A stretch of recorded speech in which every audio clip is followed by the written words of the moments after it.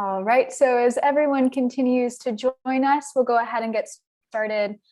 Hello, everyone. I'm Julia with Politics in Prose. We're live with Myisha Cherry and Kate Manne discussing The Case for Rage, Why Anger is Essential to Anti-Racist Struggle. You can follow the link we'll put in the chat to get the book directly from us at Politics in Prose. If you have a question, please use the Q&A feature at the bottom of the screen. We'll move to questions in the last portion of the discussion, though we apologize in advance if we run short on time. Additionally, we're glad to offer closed captioning for this Zoom event via Zoom's auto captioning service. If you'd like to enable the captions, you can click the CC live transcript icon at the bottom of the screen. We do want to thank all of you out there for joining us. We are very grateful to our family of loyal customers who keep our business and our spirits afloat. It's my pleasure to introduce these authors and this book. According to philosopher Myisha Cherry, anger does not deserve its bad reputation. It's powerful, but its power can be a force for good. And not only is it something we don't have to discourage, it's something we ought to cultivate actively. There's a form of anger that is in fact crucial to the anti-racist struggle today. This anti-racist anger can use its mighty force to challenge racism. It aims for change, motivates productive action, builds resistance, and is informed by an inclusive and liberating perspective. Above all, this book is a resource for the activist coming to grips with a seemingly everyday emotion that she may feel rising up within her and does not know what to do with. It shows how to make sure anger doesn't go to waste, but instead leads to lasting, long-awaited change. Author Myisha Cherry is assistant professor of philosophy at the University of California, Riverside, and is the author of several other books, which you can find on our shelves.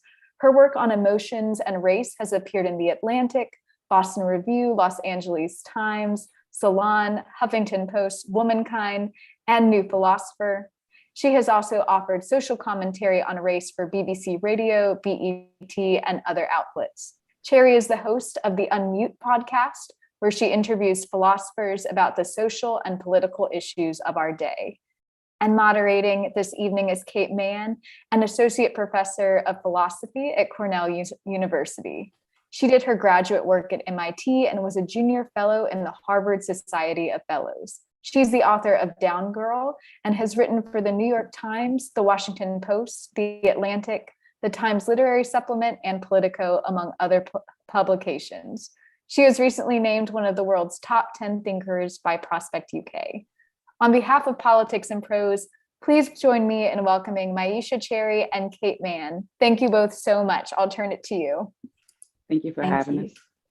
Thanks so much for having us. And I'm so excited to be moderating this discussion of Myisha Cherry's brilliant, timely, and necessary book. So I thought to get us started in the conversation, Myisha, I wanted to begin by thinking about what you say in the preface of the book.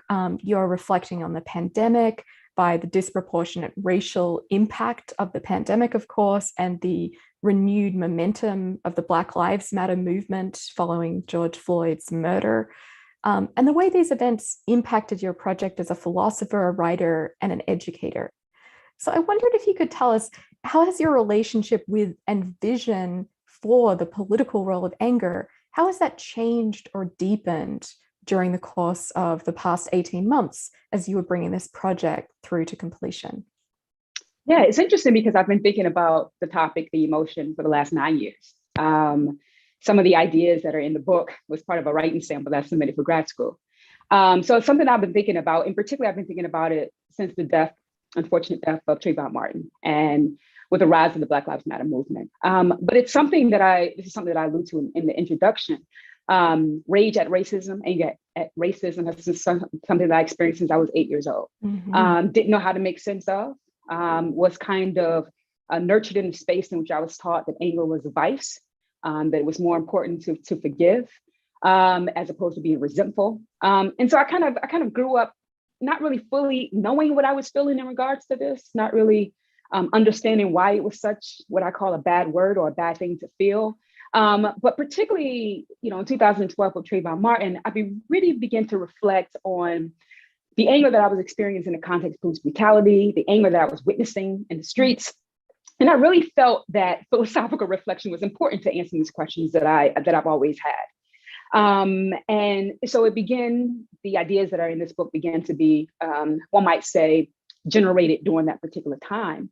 But some of the ideas also began to be transformed, or one might say even change and challenge during this particular context. Because another thing that I was witnessing is not just police brutality, but also the kind of medical injustice, epistemic injustice that we were seeing in a very different context. And I think for lots of people, when they think anti-racist struggle, particularly during the last 18 months, people are just primarily thinking about police brutality. And I really want to expand the kind of notion of anti-racist struggle, that it's not just police brutality, but it's racial injustice, racial inequality, which can cover a whole bunch of spheres.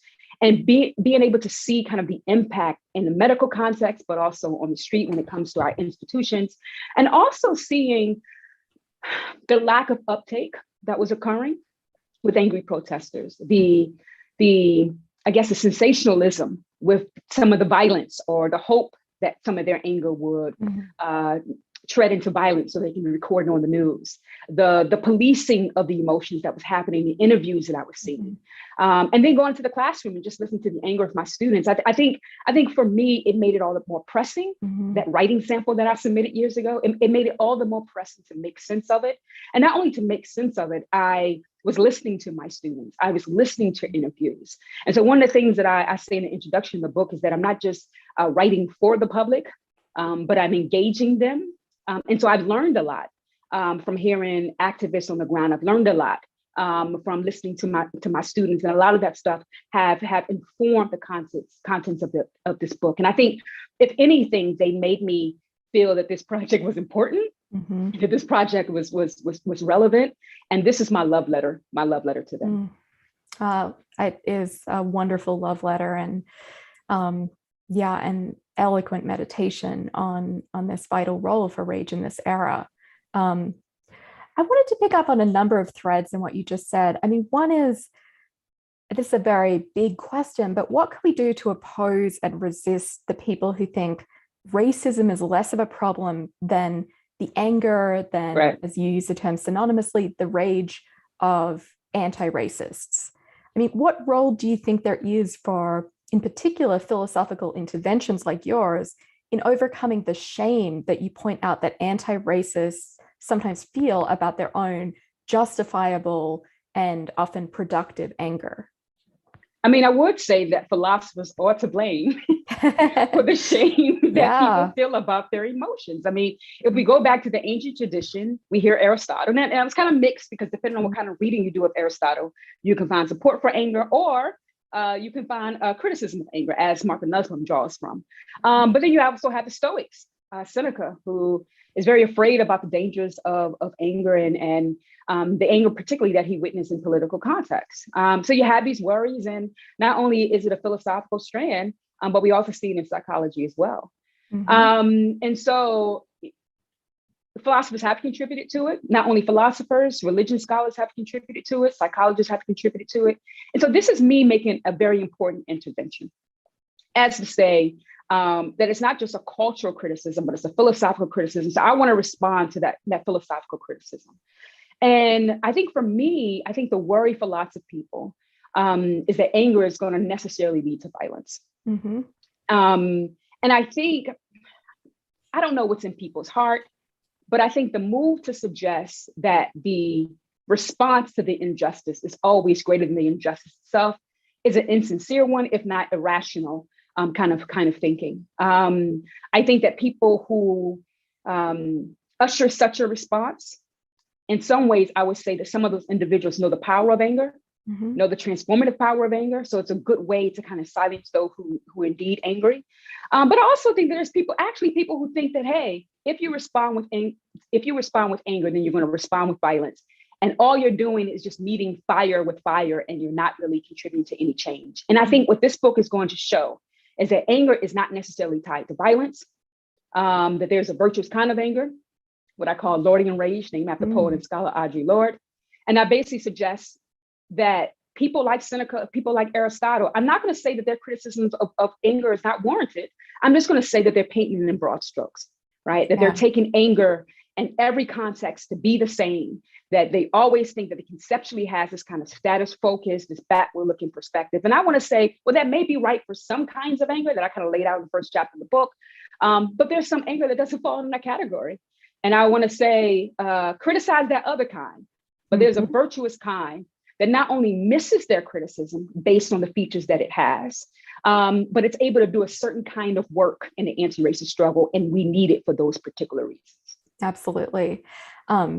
So before we get to Lordian Rage and its crucial role in anti-racist struggle as you conceive it, let's talk about the other kinds of rage that you distinguish, marking yourself as what you call a variation artist who wants to do justice to the full nuances and possibilities that are quite different for different kinds of anger. So I wonder if you could say something, I know people will have to read the book to get the full account of this, but could you tell us about the nature and perils of rogue rage, wipe rage, ressentiment rage, and narcissistic rage before we move to discussion of Lordian Rage? So I call myself a variation artist because I don't think that there's only one kind of anger, right? There's a variety. And so the kinds that you noted is types that I suggest arises in response to political injustice, particularly one might even say racial injustice. That's the context that I'm very much concerned about. What makes these kinds different from each other is going to be based on what is it directed at. So who is that anger directed at, right? Another distinction is what does it aim to do, right? What is the purpose? What is the action tendency, one might say? Another important feature would be what is the perspective that informs that particular anger, right? So what is the cognitive beliefs that is informing it? Who is someone who is included under, or who is one thinking about in regards to that particular anger? And I basically suggest that if we're able to answer those questions, then we're able to make decisions or we're able to judge if the anger is quote unquote good or bad or not, right? So you take something like wipe rage, not white rage, wipe rage. Well, I'll say, well, that anger is usually directed at scapegoats. Yep. Right. I would say that when one has that particular anger, one aims to hate or eliminate the other. And the perspective that informs it is kind of this zero-sum game, right? As it suggests, if you win, I lose. So I must win and you must lose, right? Examples of white rage, one might say, is what happened on January the 6th. At the Capitol building. One might say that an example of white rage is what the march on Charlottesville, right? Contrast that with something like narcissistic rage. For some people, that may be judged to be a little bit better, a little bit more virtuous than white rage. And I take narcissistic rage from Bell Hooks, who articulates it in her book, Killing Rage. So what is narcissistic rage aimed at? Well, it's aimed at racism, racist attitudes, right? What does it aim to do? Well, it does aim to change, get some kind of justice. But what is the perspective that informs it? Well, it's kind of like, I only want justice for me. So you can imagine an elite Black person who gets pulled over by the police, have never saw any problems with the injustice that happens in the police department, but is outraged that they got pulled over because they are an exception to poor Black people.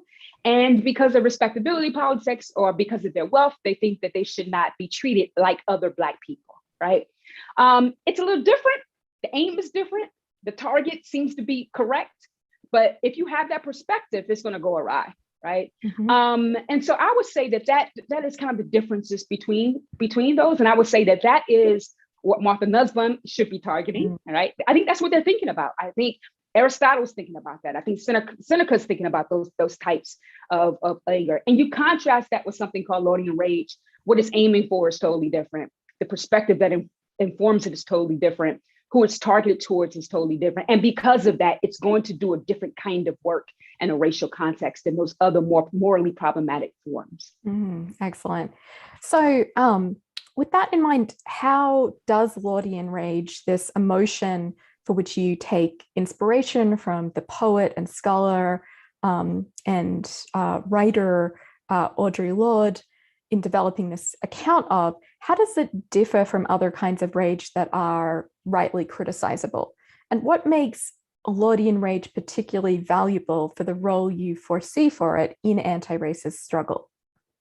Right. So its target, it's directed at, and I'm influenced by Audre Lorde's uses of anger. I know a lot of feminist philosophers have used it in their courses, and it's interesting because when I was wrestling with Trayvon Martin, trying to make sense of the anger that I was feeling, when I went to the feminist literature, feminist philosophy literature, what I found that all these philosophers were citing her. So I was like, let me just go to the source.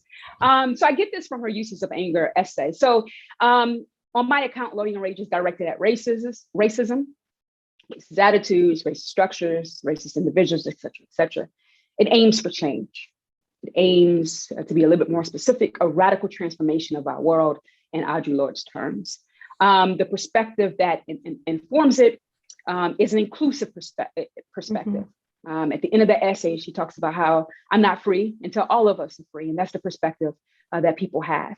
And I want to say if it has these particular features, then when you use an anti-racist struggle, it's going to do a certain kind of work. So one of the things that I suggest it's going to do is that it's going to affirm the value of particular lives, particularly lives of marginal lives, particularly if you're concerned not just about you, but your anger is in response to injustice and those who fall under that particular injustice. What you're communicating to those marginalized folk as you want express your anger is that you're saying that their lives matter too. Right, you are ascribing value to those particular lives. That's a very powerful thing, that even when the oppressor is not watching or listening, your anger is still doing this communicative work to marginalize lives.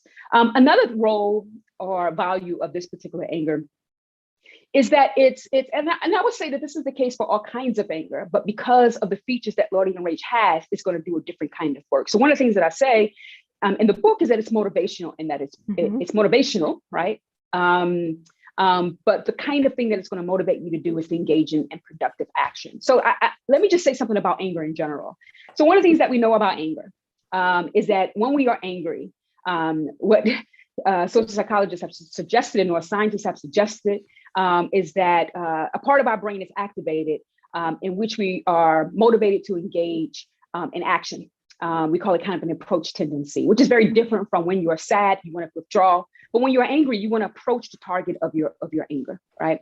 When one is angry, it increases your self-belief, right? In yourself, it makes you think that you can change something, you can actually do something to end whatever's causing the anger. But it also kind of decreases your risk aversion. It makes you take certain kinds of risks. So I can see if that's the case for anger in general, when we go back to those more morally problematic forms, I can see how people can just walk into the Capitol building, like to have the wherewithal to do that. I mean, they're full of anger of the presidential results. They're going to approach these politicians, the action tendency. They believe they can change something. I don't know what that is exactly, that they can do something. And the risk aversion, whether it's going to jail, going to prison, they're not even thinking about that, right? Well, when you have all that going on, but the kind of anger that you have is exclusive, it's targeted towards scapegoats, you really don't want to change a particular system or improve a particular system, particularly in democracy, it's going to lead to some very problematic behaviors as we saw. But if you take those features, right, that I've laid out, this action tendency, self-belief, this risk aversion, and you have these features in which you're thinking about people, you're trying to get justice, trying to do what you can to make the world a better place, then we want you to approach the target. We want you to engage in actions. We want you to believe that you can change things by joining social movements or running for political office. We want you to take certain risks that you probably wouldn't normally take, because that's what it's going to take in order to transform our world. So it's motivational and it's productive. Not only that, I argue in the book that even before you join a protest movement, or even if you decide not to come out of your house, just expressing that anger can break what I call racial rules. Because I think oppression is not just with the police or in these kind of material, kind of lived out things. Oppression can be also psychological. And so there's psychological ways that you can resist. And you don't need an audience to do that. And I think that having emotion saying, hey, I don't like what's happening. I see what's happening. I don't like that's what's happening, particularly when you dwell in a body that says that you should not evaluate a white supremacist society in that particular way, you are being radical, you are breaking rules. And so I say it has all these important features that confirms, the lives and the marginal lives, that it motivates you to engage in productive action, that allows you to break racial rules in a white supremacist society. And that's why I say, hey, let's not get rid of anger. There's a virtuous kind, and that is what we need, not just to change systems, but to continually to transform each other as we continue to live and attempt to flourish in a white supremacist society. Yeah, absolutely. So let's talk about those feeling rules before we circle back to some other strands and themes about Lordian Rage that would be also great to get on the table. So you point out that legal scholar Janine Young Kim has argued that when oppressed people break the feeling rules of a white supremacist, male-dominated society by being angry at racism, say, it's a form of protest against the shame and meekness instilled amongst those who are racialized and perhaps also gendered in subordinate ways. So I'm wondering if you can tell us about the two racial rules that you introduce using this framework, the remember whiteness and keep it holy rule, right, and the thou shalt not have a right to white male anger rule, that I found such a sharp crystallization of some of these implicit, tacit rules that are operative in society and that make us afraid or ashamed of anger. So I don't want to give everything away because I feel like I right now I just feel like I'm in teaching mode and I just want to teach that whole chapter. So I'm going to try to be disciplined. But you mentioned feeling rules. So, I mean, I think all of us are familiar with feeling rules, even if we don't know it under that name, right? So we know that at a funeral, you should cry. That's just a rule, right? Yeah. One might even say now it's a trend that at a wedding, you should cry, you should laugh, you should, be joyful, right? So how did we learn these rules? Well, we've seen weddings on television, right? Or we've had people beside us enforcing it. So if we decide to laugh at a funeral and then our mother may tap us and be like, recognize where you are. So there's been people who have, not only have we learned it by watching media representation, but we also enforce feeling rules, right? So that's just that. You put that in a racial context, in a gender context, we also see that there are feeling rules, right? In the sense that there are certain emotions that you can have or that you should have based on your gender or based on your race, right? So men, they can be angry. It's considered a virtue because it has something to do with masculinity and being kind of in control. Women, no, right? When women live out these particular emotions, it's considered a vice because they ought to display kind of feminine attitudes and feminine traits. Racially, it's the same thing, right? White people have a right, one might say, to anger, given their rational capacities and their leadership capacities, et cetera, et cetera. But what Black people should do is they should comply,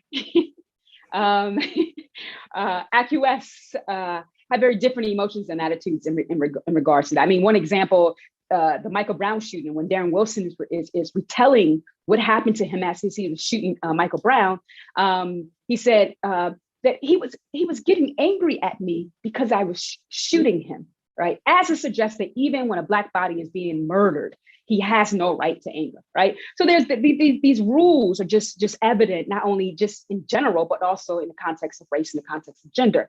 So I was thinking about racial rules, and I want to say that racial rules include these feeling rules, right? That suggest that there are certain emotions based on your race that you can feel that you cannot feel. But there's also cognitive rules.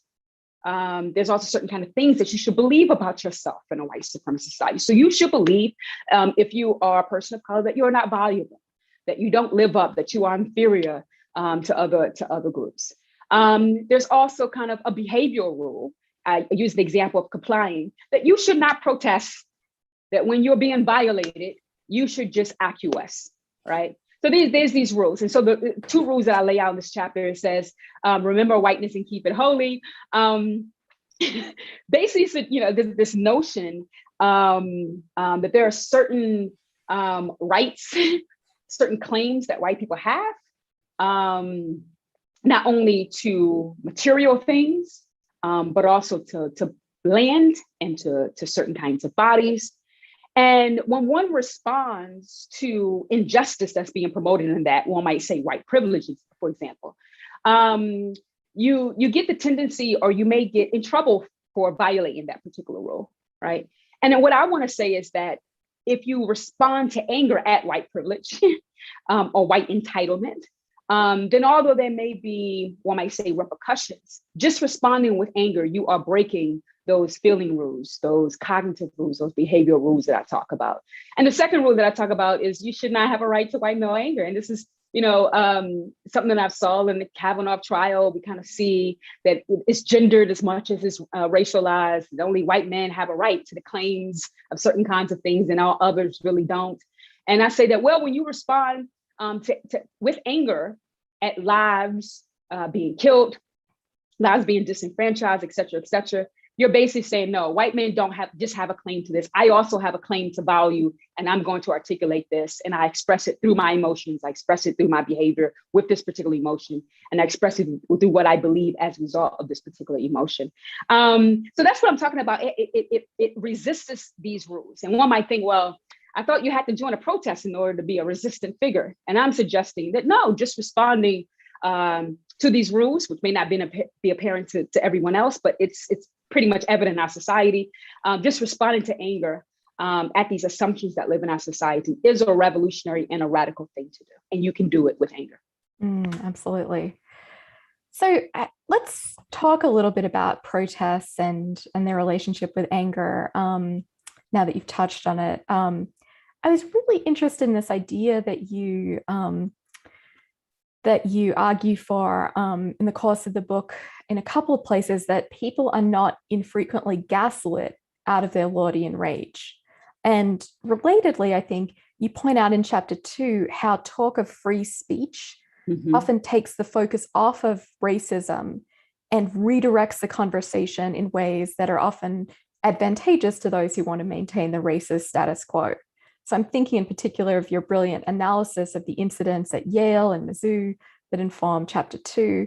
So could you talk a little bit about ways in which people are led to feel, broadly speaking, defective, either rationally or morally, for their anti-racist anger, and particularly their Lordian anger that they should be hanging on to? Yeah, I mean, I really think that emotions are powerful. And I think that those people in dominant position know that they are. And so the best way to stop the revolution before it happens is to produce shaming people. And there's certain kind of strategies that people can engage in order to do that. And so I hint on it in chapter 2. And I also kind of hint at it at the end of chapter 6 about anger management, how to resist those people, right?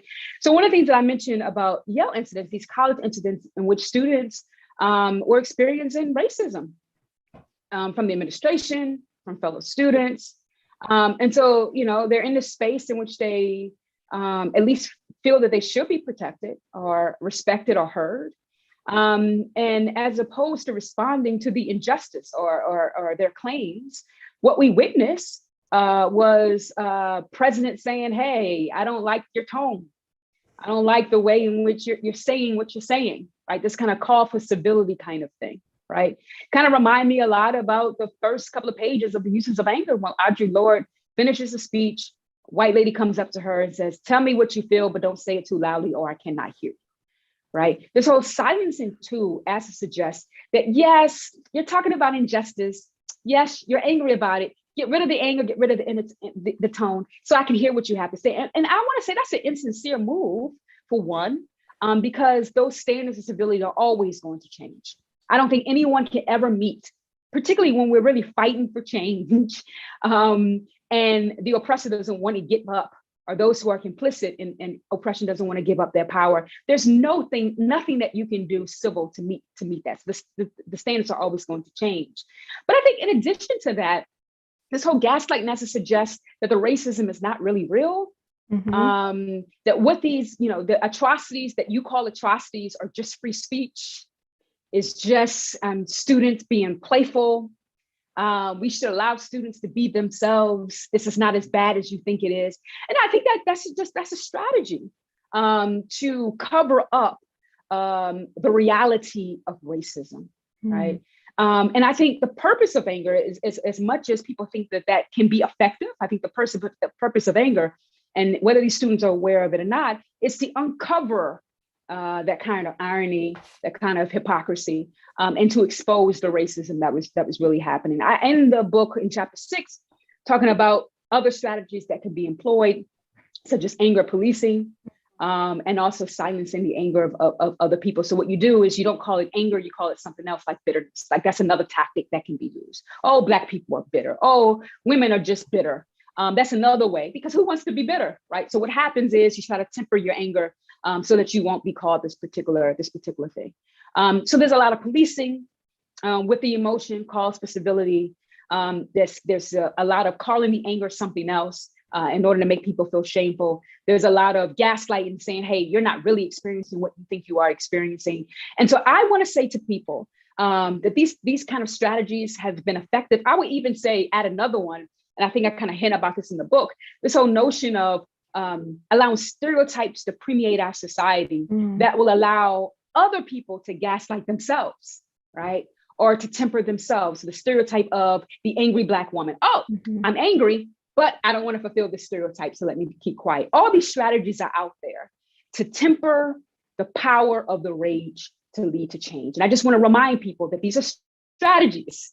Don't fall for the okie doke. If you can recognize a strategy, then I can give you strategies to circumvent them, to fight over them, so you can hold on to this particular anger. As Ajula reminds us, everything is useful. And so I just want to remind people that it is useful. Watch out for these strategies. They are mere strategies, and they're only being implemented and only being set because people know the radical potential of the anger. Excellent.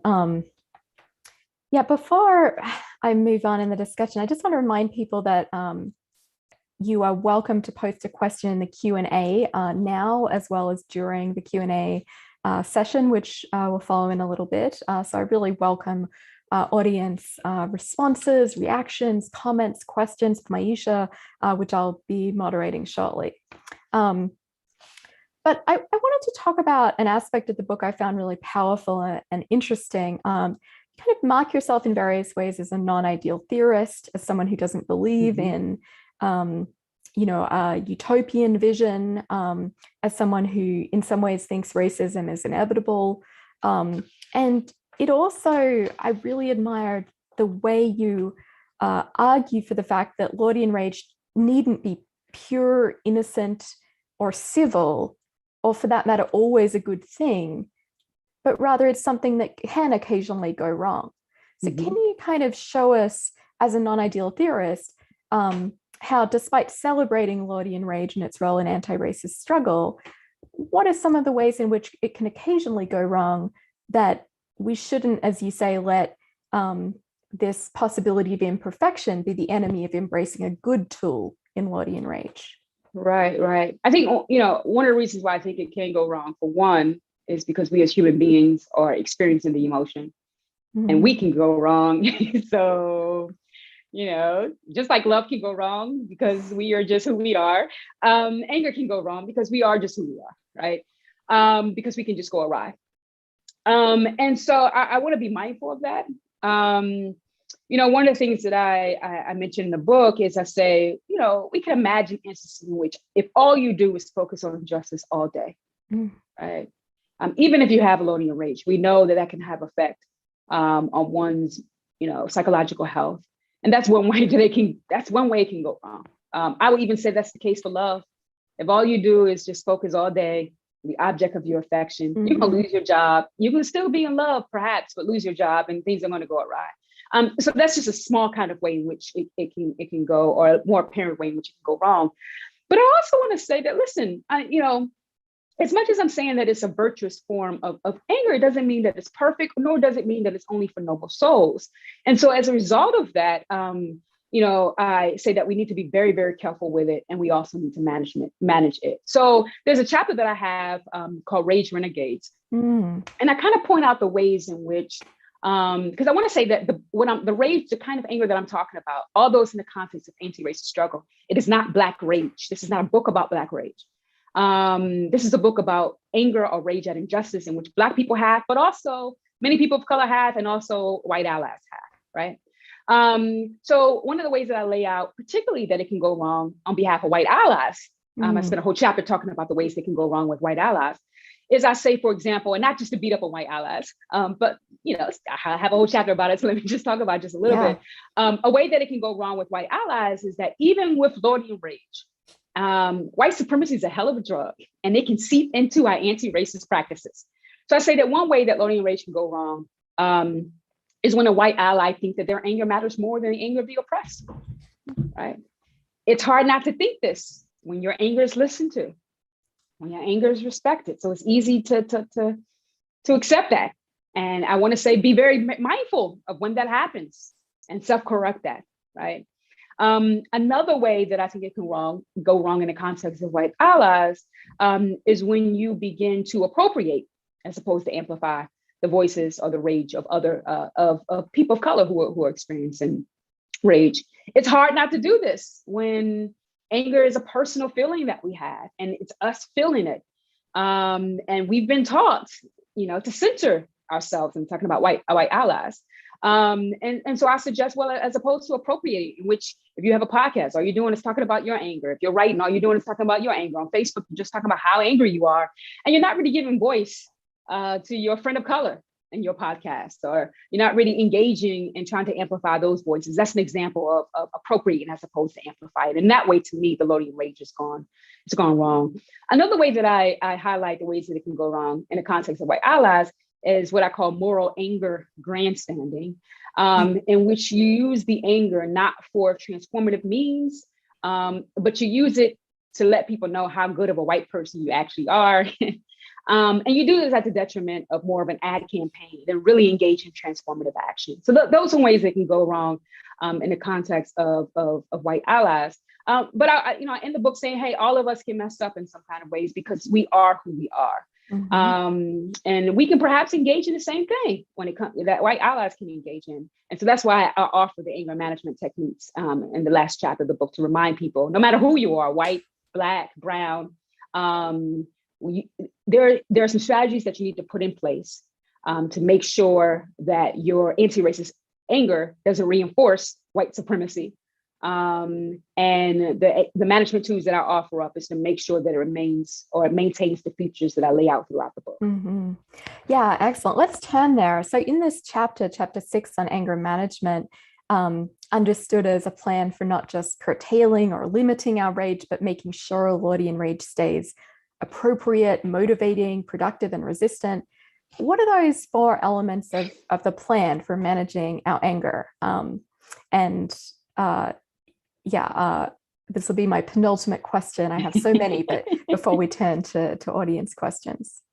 Right. So let me just say this brief point about anger management. So for lots of people, you can imagine if you work in the corporate world, one might think, well, the role of a manager is to fire people for not doing their job, or to kind of get employees to kind of calm down so that they can do what they're supposed to do, right? And I want to say for lots of people, they thought about anger management in those terms, either get rid of the anger, eliminate it, fire it, or just bring it down to a simmer, right? I want to reject that kind of anger management picture. And I want to say the anger management that I'm interested in is a different role for a manager. I think the best manager is a person who recognizes the gifts of his employees and try to bring out and maintain those gifts, right, for a greater purpose. So when I think about anger management in the context of Lordian Rage, I don't want us to get rid of it. I don't want us to bring it down to a simmer. I want us to ask what needs to be done in order to make sure that these gifts or these features are being exercised and maintained. It's appropriateness, it's motivational, productive, it's resistant features. So the techniques that I lay out, listen, they're not novel, right? The only thing that's novel about the techniques that I'm going to describe to you is that I kind of, I guess, argue or claim that there's something that you can do here that helps keep these particular features. So one that is pretty apparent to everyone is express the anger, express it, get it out, right? So why is that important? How does that technique help with maintain those features that we talked about? Well, if one of the things that Lordian Rage is appropriate, it's easy to think that when you're feeling Lordian Rage, that it's not appropriate, which can lead you into shame, which can lead you to not really doing anything positive with the emotion. So if you express it, then other people can hear you that you've expressed your anger, and they can confirm to you, no, you're not you're not crazy. It is indeed in case fitting and appropriate. Okay, that's good. If you express it, then you have less of a potential to engage in violent action. One of the things we know is that it's not necessarily the expression of anger that leads to violence. It's a suppression of anger that leads to violence. There's something that James Baldwin was very much concerned about in the lives of Black folk who were suppressing it. He honestly felt that was going to eventually explode, right? So expression is important for us, not only engaging in positive action, but also curtailing the violent tendencies or the counterproductive tendencies. Another kind of technique that I lay out is getting in solidarity with other people. That's so important. So important. For one, going back to the appropriate feature, you have people that can hold you account. Just in case you're misreading things, there's someone that can hold you account and be like, maybe you're off in this regard, right? Just in case you're not doing anything motivational or productive with your anger and all you're doing is just talking about it, you have someone that you're in solidarity with that can say, hey, maybe you need to do this. So those are the kind of strategies that I lay out. We got expression, we got solidarity. I kind of talk about resist the dismissers and kind of lay out ways to do just that, to kind of dismissing the silencing that I was talking about. So I think these strategies are important to making sure not that the anger calms down or that you don't get angry all the time, but that it remains appropriate, remains motivational, productive. It maintains its resistant features. And these are things that we're all familiar with. But the question is, if these are things that we need to do in order for Lordian Rage to do the kind of work that I believe it can do. Yeah, great. So final question for me. I feel like we could talk for hours about this terrific book. But you write to me very movingly in your conclusion that this book was written proverbially on the side of the road, as with Lord's poem in defense and memory of the Black boy Clifford Glover, who was murdered by white cops in 1973. So I want you to tell us a little bit about your writing process, what this idea of writing on the side of the road means to you, how it affected your process, and also if did rage ever get in the way, as well as helping and providing fuel, as well as obviously a subject matter for this book. Right. So I think about that encounter, which is described on the biography of her life. And her biographer describes that she's driving in the car and she hears on the radio about the, I guess you can say, the non-indictment of this young boy that was killed. And so she's driving and she's filled with so much anger that she has to pull over on the side of the road. And she writes a poem called Power. I mean, that's just powerful within itself, right? Not sadness, not depression, but power, right? And when I think about everything I've been witnessing since I was a Black person born in this country, and particularly in the last few years, there's been all of these events that has happened that have filled me with so much rage, that I felt like there's nothing else that I could do other than, as far as responding to what was happening, than to pull over, to stop what I was doing and try to make sense, as Audre Lorde did, to make sense of power, right? And one of the things that I'm trying to do in this book is that as much as this is a response to racism, this is a response to injustice, and everybody, including myself, is angry at it. Writing this book is for people to recognize that in the spite of the emotions and atrocities that one is experiencing and witnessing, that there is still power that we have. There's still power that we have that's in us to combat the forces, the evil forces that exist all around us.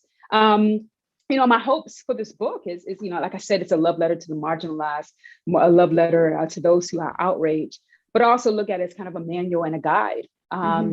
That if you're full with rage and you're trying to figure out what you can do with it, I hope that this can be a toolkit to help one realize that in the midst of one's emotions that doesn't feel good, that there's still power that you can hold on to. That there's no doubt that I think, there are times in which anger, I don't know if I want to say that anger can get in the way. There are times in which it's easy to despair. It's easy to think that the more things change, the more things stays the same. So there's no doubt when I was writing this book, as much as, I found going back to Audre Lorde's work affirming and motivating and piercing, there's a part of me that was just frustrated. I mean, she wrote this poem in 1972, 1973. And here we are again. I'm doing the same thing that she did in her uses of anger speech. And so a part of it, and I'm not a profiteer, I don't find any individual kind of capitalistic advantage in writing a book for our times. I wish I did not have to write a book for our times. Yeah. And it's disheartening to continue to write about racism and continue to write about rage, because your hope is that things will change. So it's easy to get into despair. I think if anything, I would say that more than the anger, it was the sense of despair. One of the things that I kind of point out is that I've been encouraged. I've been encouraged by activists. I've been encouraged by my students. And that encouragement has helped me to continue to write this book in the context of the pandemic, has given me the strength to write this book so we can just remind us all that even in the midst where it seems like the more things change, the more things stay the same, in spite of that, we still have power. And I hope that people who read this book will recognize that no matter how angry you get, there's still power in that anger. So use it. Love it. All right, let's turn now to audience questions. I'm going to take a question first from an anonymous attendee. Their question is, do you think it can be useful to find a safe space to just rant, to express some raw anger before finding a way to channel anger as a motivating force? This person adds that sometimes they're disorganized when their anger is at its most intense. Right. Yeah, I find that to be very important. I mean, even in my old private life, I'm not going to tell people what I do. It would be too much information. But that there are moments, I think that there's no doubt, even, we can use the private as an analogy or a metaphor for the public. But I think that even there's moments in which I'm angry and I'm a kind of person, I need to take a walk. I need to play some video games. I need to work out. I need to release this energy that I feel. Or it may be released in other ways. So there's no doubt that when I feel anger privately, I need to find ways to calm myself down before I decide to be productive with it at all, right? And there's some friends in which I can be 100% honest in those moments, and then there's some friends that just doesn't have the disposition to hear that at that moment. So there's no doubt that I think there are moments and there are things that we should engage in to kind of release that anger before we decide to use it in very positive ways. And I think this is just important overall.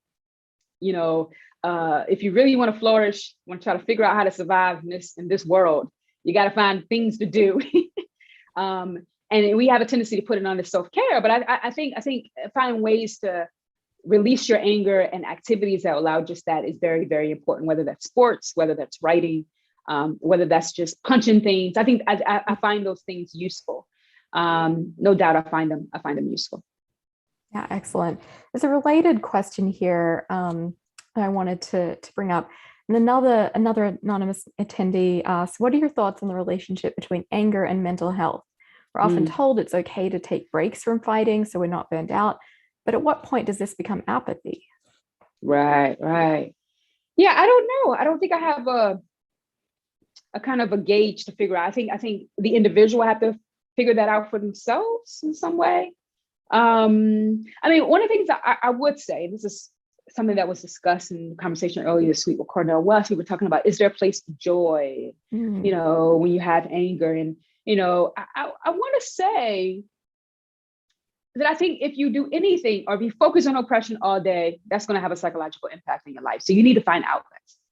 If you're angry all day, I hope you're not, because that's not the way anger is supposed to work. They're called emotions. They move, and so I hope that's not the case. But I want to say that you got to make some room. This is one of the kind of themes of some of the things I say throughout the book is that, listen, I'm not saying always be filled with anger. There's other, anger is compatible with other emotions and attitudes. So you got to have a place for these other emotions as well, in addition to other activities. And I think another emotion that you should make space for is joy, that you can be angry and still find joyful encounters and joyful events, so that oppression and your response to oppression will not take over your life, will not have a psychological impact. But this is not to say, and I really can see the point that Lisa Tesser made in her book, Bird and Virtues. There's no doubt that it would be great not to feel anger. I wish we live in such a world. But we do. We don't live in such a world. And so as a result of that, we have to respond to certain things with anger. And it doesn't always feel good. According to Lisa Tesman, it can have an impact on our flourishing in certain kinds of ways, but it's still a virtue. And given that we live in the context in which we live, this is the emotion that we have. And so the question is, we got to make sure that this emotion doesn't, impact our lives in all spheres. And I want to welcome other activities, other events, other emotions, other activities for us to engage in to make sure that it doesn't impede our psychological health. Excellent. So let's take a question asked by attendee Felipe Noguera de Cavallo. He asks, what is the function of anger? A part of the function of anger is to let the oppressor know that there's been an injustice. In connection with this function, do you think there might be a limited role for retribution to play in some cases while still maintaining anger's creative role? For example, by letting the oppressor know in a particular way that there's been an injustice, i.e. by temporarily occupying the role of the oppressed in a given context. In this case, even if pure retribution is not the main goal of the action, it might still feel good to see the oppressor temporarily occupy this position, and this feeling might have a role to play in healing the oppressed. What do you think? So you're tying in retribution there, question there. So are you saying, retribution is an interesting word. I'm surprised you didn't use like revenge or anything of that nature.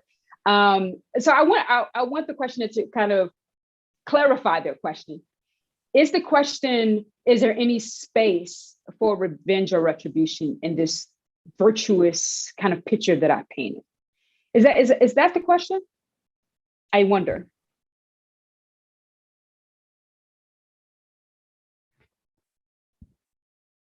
Felipe, do you want to clarify? Yes, it could be rephrased in that way, says Felipe.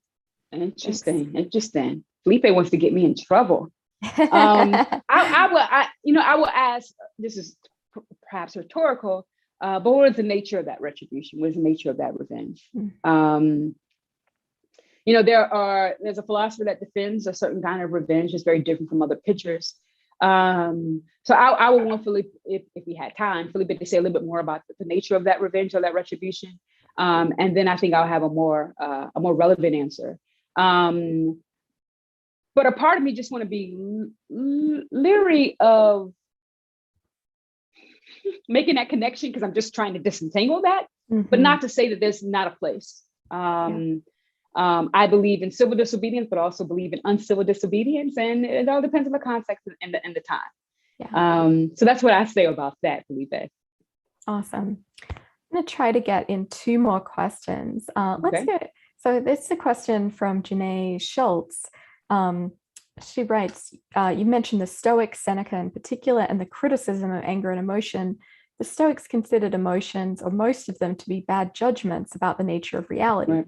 Could you say that the Lordian Rage you're advocating could be distinguished from other forms of anger by the fact that it is not a bad judgment? As a follow-up, does this form of positive rage require a proper understanding of justice? Do you think productive rage can have any effect on reorienting improperly oriented rage, or that it can contribute to producing a better concept of justice? Yeah, I love that question. And the answer is absolutely yes. There's no doubt. I'm so glad that it was mentioned about why the Stoics had the belief, or their judgment about emotions, given what they thought about how people are misconceiving the world. And one of the things that I spin in chapter 2 is called Fit and Fury, Rightful Rage. I kind of talk about, listen, racism is the thing, is a kind of thing that is real and all its different manifestations. And so anger in response to that kind of racism is appropriate, it's fitting, because it's not a misevaluation of the world, it's not a misjudgment, right? It is an accurate judgment about injustice. And that's why I think it's fitting. And I spent some time kind of uncovering why that is indeed the case. And I think that's the kind of one of the values of anger. It brings me back to another line of Audre Lorde, where she says that anger is loaded with information. And I think Lordian Rage is loaded with information about racism. And for those reasons, it has a lot to tell us. So even if it doesn't do the kind of work now that we want it to do as far as transformative, it has this commutative function, in which is communicating to the United States that you thought racism was over. You thought people were playing the race card. You thought Obama and then Kamala Harris kind of disprove that people, are see race, right? I think that that's one of the importance of this of this kind of anger that I'm defending. It's telling us something, and we need to listen. And I think that's one of the most important values of this particular anger. Excellent. Okay, so I think we have time for just one more question, and this comes from Shayla Whitney. So their question, I'll just paraphrase here and there. So Shayla thanks you very much for the book, and then writes, you argue powerfully that the critics of anger are wrong about Lordian Rage and that it can be a powerful force for anti-racist change. I'm wondering, does it follow that we should engage in specific kinds of emotional work with respect to our own anger or that of others? For example, does it follow that we should actively cultivate Lordian Rage? Is there a mean for this? Does it follow that we should transform our anger if we have a kind other than Lordian Rage? And what follows about how we should respond to the Lordian Rage of others? What does giving appropriate uptake to Lordian Rage look like? Thinking of white allies, but also practices within resistant communities more broadly. It's a lot of questions in there. It is, and only that's 3 minutes to bring it home. So yes, which is also good research papers. You know, I would say this. I would say that one of the things that I'm hoping to do, as much as we talked about trying to provide something to those who may have felt shame about their anti-racist anger, that they'll read this and feel more empowered as a result. But it's also written for more critics, for those who thought that anger was necessarily problematic, that it was necessarily destructive. It's written for those particular folks. Also, it's written to the moral critics, and for us just as individuals to give us kind of a guide to kind of determine, hey, I'm feeling anger. I've also offer up a framework for us to kind of figure out, okay, what kind of anger am I feeling? Well, what does it aim towards? What do I feel motivated to do? What kind of perspective do I have? And I'm hoping that those guidelines will kind of help us to try to figure out, am I really experiencing narcissistic rage? Okay, I need to change. Am I really experiencing white rage? Okay, I need to change. And one of the things I suggest in the book, that transformation from those problematic forms, one can perhaps transition into Lordian Rage by changing one of those features. So narcissistic rage, I think all you have to do is change your perspective. You need to know that injustice doesn't just affect you, it affects everybody. And none of us are going to get free until all of us get free. Oh, okay. And then with that change, narcissistic rage can transform into Lordian Rage. And I'm hoping that I've provided kind of a framework to do just that. And if we, more anger management, if we recognize that one of our friends, their anger has any of these particularly problematic features, it can help us challenge and to hold them accountable. So I see that kind of work happening. And I hope that it would do that kind of work, that it will help people to feel affirmed, but it will also quiet some people in regard to their feelings about rage, but also help us try to figure out, what am I feeling? Is this a good thing to feel? If it's not, then how can I transform it to be much more powerful? And I hope I laid out how to do just that. I think you absolutely have. Thank you. Thank you so much. I can't think of a better note to end on. Author Myisha Cherry, Kate Manne, thank you so much for joining us. For me, I will never forget Emotions Move. That is my take. Oh my goodness. Our audience out there, thank you for tuning in and engaging with your thoughtful questions. Please follow the link in the chat to get this great book, The Case for Rage: Why Anger is Essential to Anti-Racist Struggle, from us at Politics in Prose, or you can head on over to politics-prose.com. While you're there, feel free to check out the rest of our events calendar for everything else we've got coming up this fall. And from our shelf stewards, we hope everyone out there is staying safe, staying strong, staying angry, and of course, staying well-read. Thank you very much. We'll see you next time. Myisha and Kate, thank you again. Have a great Thank you all.